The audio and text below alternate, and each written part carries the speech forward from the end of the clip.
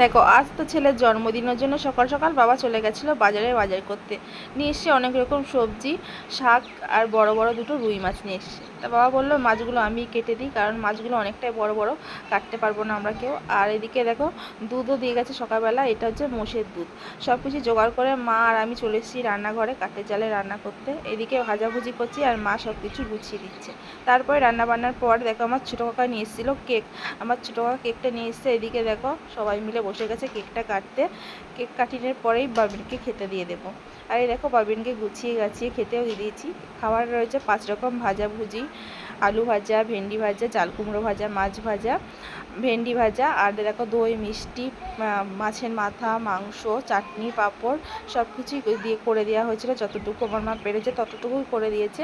আর এদিকে দেখো আমার বাবা বসে গেছে আশীর্বাদ করতে।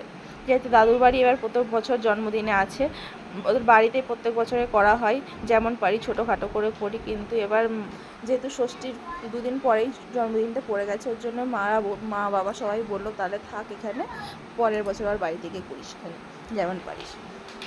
তাই সেই মতন রয়ে গেছিলাম। তো দাদাভাই তো কালকে বাড়ি চলে গেছিলো, আবার আজকে এসছে, আমরা আবার বিকেলবেলাতে চলে যাবো। আর এদিকে দেখো আমার ছোটো কাক কী করছে এখন। আশীর্বাদ আমার মার করা হয়ে গেছে, বাবার করা হয়ে গেছে, সবাই এক এক করে একটু ছেলেকে আশীর্বাদ করে দিই। আর ছেলের বাবা বসে গেছে দেখো, আর ছেলে বসেছে, ছেলের সঙ্গে আমার ছোটো কাক ছেলে, আর ওইটা হচ্ছে আমার দাদার মেয়ে, মেজো কাকার বড়ো ছেলের মেয়ে। ওরা দুটকে দুটো বসেছে। আর ছোটো দাদার মেয়েটা বসেনি, কারণ ও খুব আসে না, ও লজ্জা পায় আর ছোটো কান্নাকাটি করে, ওর জন্য চলে গেছে, ওর জন্য এরা দুজনেই বসেছে। আর দেখো সবাইকে একটু একটু করে খাই দিচ্ছে, এটাই তো মজা আনন্দ। আর এদিকে বাবিনের তো মাংসের ঝোল খেয়ে ঝাল লেগে গেছে।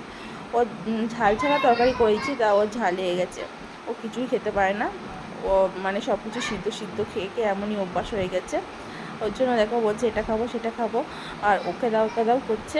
ওর বাবা তেমনই খাওয়াচ্ছে। দেখো বাবির আবার দুব্বগুলো কুড়িয়ে কুড়িয়ে ওদের মাথায় দিয়ে দিচ্ছে, দেখেছো। এটাই হচ্ছে আজকে দিনটা বেশ ভালোভাবেই কাটলো আমাদের। আর আজকে অতটা গরমও নেই। কালকে যেহেতু রাত্রি হয়েছিল প্রচুর বৃষ্টি, ওর জন্য কষ্টটা একটু কম হয়েছে। আর দেখো সবাইকে টুকটুক করে এটা সেটা ওটা খাইয়েই যাচ্ছে। তারপরে আবার একটু আগুনের তাপও দিয়ে দিল মাথায় ওদেরকে, দেখো কত সুন্দরভাবে আশীর্বাদ করছে। তারপরে আবার আমি একটু বসে গেলাম বাবিনকে আশীর্বাদ করতে। আর রান্না করছিলাম যেহেতু, ওর জন্য নাইটিটা চেঞ্জ করিনি, ওই নাইটি পরেই আর বসে গেছি। আর অনেকটা লেটও হয়ে গেছে রান্না করতে। তা চলো ওদেরকে একটু আশীর্বাদ করে নিই আমিও। সবার তো করা হয়ে গেছে, এখন লাস্টে আমি করছি, আর করবে আমার ছোটো কাকার মেয়ে। ও দাঁড়িয়ে ছিল ওখানে, কিন্তু আমার ছেলে বলছে মেঘা মাসি তুমি একটু করো তুমি একটু করো। ওর জন্য ওকে বললাম তুই একটু পায়েস খাইয়ে দে।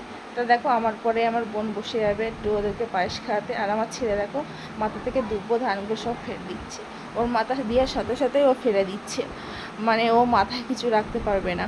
বলছে আমাকে একটু চাল কুমড়ো ভাজা দাও। ও চিবিয়ে খায় না, কিন্তু আজকে বলছে চাল কুমড়ো ভাজা দাও। ওই জন্য ওকে একটু চাল কুমড়ো ভাজা দিলাম। আর দাদার মেয়ে কাকার ছেলে ওদেরকে একটু পাঁপড় দিলাম, ওরা পাঁপড় খাচ্ছে। আর এদিকে দেখো ছোটো কাকার মেয়েও বসে গেছে, ওকে একটু আশীর্বাদ করছে। তো টাটা।